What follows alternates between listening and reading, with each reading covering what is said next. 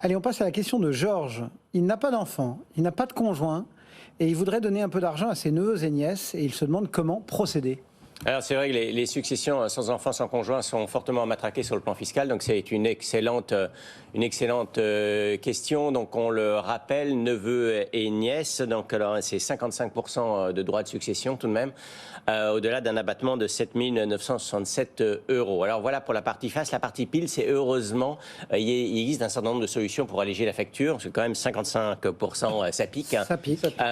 Donc ça fait quand même plus de 50% donc, alors, de l'argent que vous avez chèrement accumulé qui tombe dans les poches de l'administration fiscale, ça fait beaucoup. Alors, donc les solutions, la première solution, on en parle, vous en parlez souvent sur votre antenne, au revenu on en parle aussi très souvent, c'est bien sûr l'assurance vie. Bien sûr. L'assurance vie, ça reste hors succession en France, ça veut dire que le capital va aux bénéficiaires désignés dans la clause bénéficiaire, la clause éponyme, qui peut être neveu et nièce, et surtout l'avantage, donc pas à vos héritiers au sens du Code civil, et sur le plan fiscal, c'est beaucoup plus intéressant, puisque très souvent, à hauteur de 152 500 € par neveu et nièce, il n'y a pas 1 euro de taxe à payer. Et au-delà, c'est uniquement 20 ou 31,25% en fonction des montants entre SMI. Donc vous voyez, par rapport à 55%, c'est beaucoup moins. On gagne déjà beaucoup. Surtout l'avantage assurance vie, c'est que vous conservez la haute main sur votre capital jusqu'au bout. Pas négligeable. Donc vous pouvez changer le nom du bénéficiaire si jamais ça vous chante. Bon, passons au deuxième point. Deuxième astuce, c'est bien sûr tout ce qui est donation au sens large. Alors, là, on est encore très loin des périodes de fin des périodes des fêtes de fin d'année, mais il faut savoir y a des résultats là. Il y a les résultats scolaires. Tiens, aujourd'hui, il y a le résultat du bac, voilà. du bac français. La semaine dernière, c'était le brevet. Vous pouvez très très bien, en tant qu'oncle ou tante, faire ce qu'on appelle un présent d'usage, c'est en fait un cadeau à vos neveux et nièces. Donc leur glisser 1 000, 2 000, 3 000, 4 000, 5 000 €, hors impôt. Tout dépend en fait de sa fortune à lui. Tout dépend. Il faut absolument. L'administration fiscale a toujours refusé de donner un plafond donc, d'une somme. Bon. Alors, il faut évidemment que cette somme soit proportionnelle au patrimoine de la personne qui donne et il ne faut pas qu'elle soit appauvrie donc, alors, par ce cadeau. Mais tout de même, donc, alors, on peut, pour des gens qui ont des patrimoines significatifs, monter sur des sommes relativement importantes. Et même si Georges veut aller au-delà de ce qu'on appelle le présent d'usage, le cadeau, il peut faire un don manuel classique. Dans ces cas-là, il peut y avoir des droits à payer, mais comme il peut prendre lui-même à sa charge donc alors les droits de donation et que cette somme ne constitue pas un cadeau en tant que tel, ça permet de réduire sensiblement autour de 55% à 35% les droits de donation pour 100 000 € donnés. Donc, première solution, l'assurance vie. Deuxième solution, donc les présents d'usage et les dons manuels. Et troisième solution, c'est bien sûr, avec vos neveux et nièces, vous pouvez très bien investir dans un bien immobilier. Georges, vous faites l'acquisition de l'usufruit et vos neveux et nièces font l'acquisition de la nue propriété.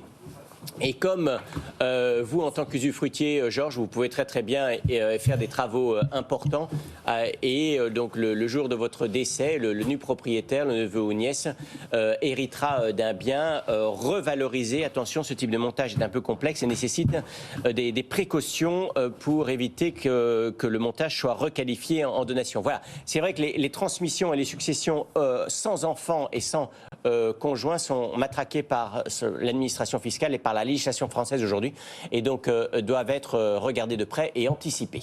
Allez, vous avez 1 minute 15 pour répondre à Pierre. Dans le contexte actuel des marchés financiers, j'ai l'impression que prendre des risques ne rapporte plus. Est-ce qu'il faut privilégier les placements garantis dans les prochains mois ? Oui et non, mon cher Pierre, tout dépendra de votre perception du risque. Ça me permet de rappeler ce qu'est l'homéostasie du risque. Moi, je suis très attaché à ça et je l'explique à tous mes clients depuis 20 ans. Il faut, mon cher Pierre, que vous posiez la question de la perception du risque dans votre vie. Mais ça peut être pour le sport, ça peut être pour n'importe quoi. Parce que votre perception du risque va vous faire prendre plus ou moins de risques. Et donc, vous allez avoir plus ou moins d'exposition aux accidents.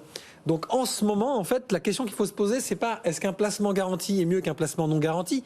C'est qu'est-ce que j'ai comme besoin de rendement, qu'est-ce que j'ai comme temps devant moi et quelle est la prime de risque, donc mon cher Pierre, que vous allez aller chercher. Si, Pierre, vous ne voulez pas prendre de risque parce qu'à court terme, par exemple, j'ai qu'une minute, vous avez besoin potentiellement de sortir tout ou partie de la somme d'argent que vous voulez investir, oui, clairement, faites du garanti. En revanche, si vous avez plus de temps devant vous, faites peut-être différentes poches, comme ça vous avez une poche garantie pour le court terme, et vous prenez un peu plus de risques pour le long terme. On enfonce des portes ouvertes, mais c'est important de le rappeler. Prendre un risque, mon cher Cédric, vous le savez, ne veut pas dire avoir un accident. Mais c'est hyper important de le rappeler aux Français, parce que quand on prend pas de risque et qu'on est garanti, on fait pas attention. Quand on chose ses skis, on prend un risque. Exactement, et on a plus d'accidents, figurez-vous, sur une piste bleue, c'est la fameuse homéostasie du risque, que sur une piste noire, quand c'est gelé et qu'il est 9h du matin. Parce qu'on fait beaucoup plus attention. Bon. Allez, un petit cours rapide en 1 minute 15, vous avez été parfait. Merci Stéphane beaucoup. Van Nuffel, Net Investissement, Christian Fontaine pour le revenu.